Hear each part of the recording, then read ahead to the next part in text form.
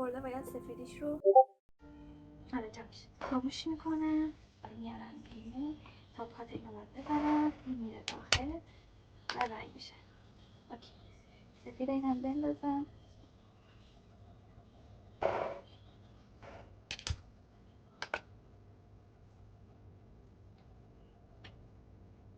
اینا بسید، اینا رو باید تا پات بزنم بعد بذارم.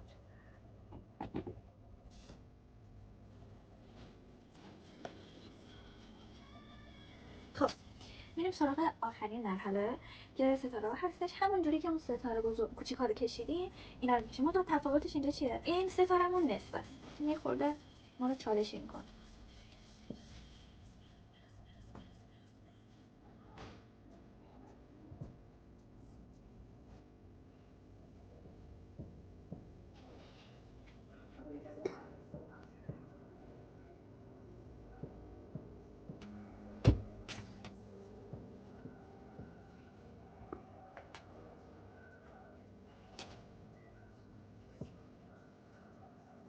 اشاره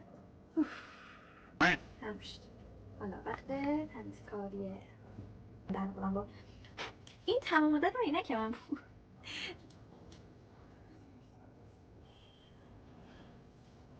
خب دیگه تا ماها ناخن نداریم انجام بدیم، تو نمیتونیم انجام بدیم. با همین دوباره سر کنی عزیزم. این از نتیجه پایانی کار. ناخن‌های طرحگی پوری، ناخن‌های چیتا و پاپیون، همطور چری و یه ناخن عجیب. خلاصه که خیلی ممنون از اینکه این مدت من نگاه کردین و ناخن‌های خوشگلی رو با هم درست کردیم. امیدوارم که خوشتون اومده باشه. اگر تکنیکی بلد نبودید یاد گرفته باشید. اوکی، صاحب نظر نیستیم. جمله درستی نبود کنم. آره دیگه. این تقریبا 7-8 ماه آینده رو جوابه.